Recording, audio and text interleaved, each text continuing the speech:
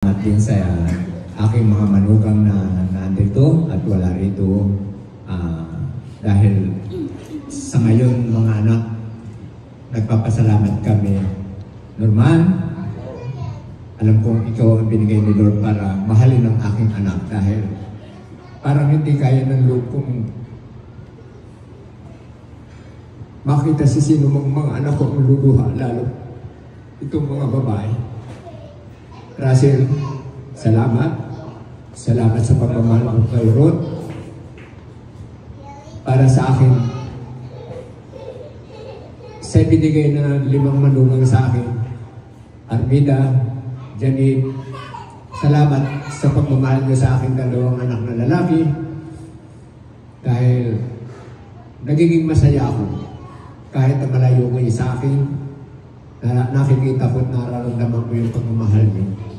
Siguro habang nabubuhay lang ako, makita ko lang yung ganung bagay para sa aking mga anak na minahal ng kanilang mga asawa, ng kanilang mga anak.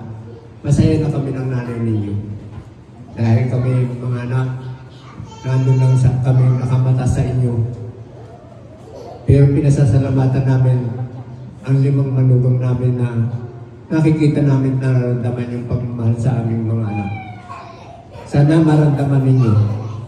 At kung nararamdaman ito bilang ama ng tahanan, Norman, Russell, sa buhay ninyo, Armida, Janine, Glenn, kahit na wala ka rito, kapag yung ginawa namin ng nanay nyo, ginawa ninyo sa mga anak ninyo, hindi lang biyaya ang ibibigay sa inyo, bibigyan kayo ng gantimpala dahil yung pagmamahal kong ganito. Dito natin natatanggap ang magandang biyaya ng Diyos. Iba ang biyaya sa gantimpala. Ibinibigay lang ng Diyos yung gantimpala sa mga katulad natin kumikilala sa Kanya, nagmamahal sa magulang, sa Kanyang mga anak, at sa bawat pamilya. At tandaan ninyo, sana mga anak, sa inyong 5, lahat kayong naririto. Habang nabubuhay ako, hindi ako magsasawang ibigay sa inyo ang salita ng Diyos na ibinibigay sa akin at ipinamumuhay ko mga anak.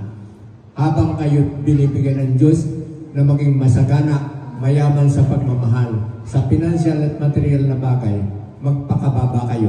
Katulad ng nakikita niyo sa akin, walang taong nagalit sa akin, kundi ang bawat isa ay nagmamahal dahil hindi ako nangihinayang.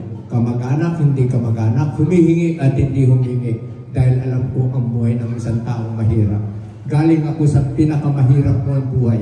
Hindi lang ako mahirap, pinakamahirap na buhay. Pero inangat ako ng Diyos. Yung kalagayan ko, akala ko hindi ko na makikita. Salamat kay Lord, salamat sa inyong mga anak, sa aking mga manugang, sa aking mga apo. Nakita ko yung buhay kong ito at gusto kong ipagpatuloy ng Diyos sa inyo. Magmahalan kayo kahit na wala na ako sa mundong ito. Love you mga anak. Isa lang ang masasabi ko dahil nasabi ko na yung kaligayahan ko kanina, pasasalamat kay Lord. Binigyan niya kami ng 5 anak na babait. Bukod sa gwapo, magaganda pa. Isa lang ang masasabi ko pa. Yung ibinigay sa amin na karangalan ng 2023 na 18 barangay ang naglaban sa Maribeles. Kami ang napiling huwarang pamilya ng Maribeles. Yun lang ang aking talagang tinitreasure ko. Kasi maraming pamilya ang pinag-ukulan nila ng siniay nila. Alam ko dahil maraming nagsabi sa akin. Pero binigay ni Lord na kami ang mapiling huwarang pamilya ng 2023 ng Maribeles. Lord, salamat po. Salamat. Salamat.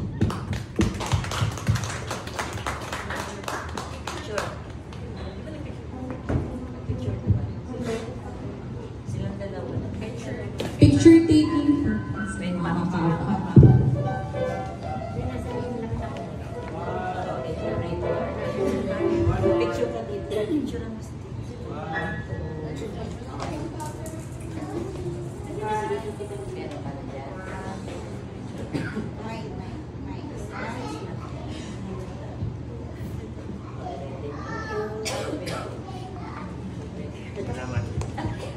after the makapagdamdaming speech of our titos and titas, our lolos and lolas, the night is young and so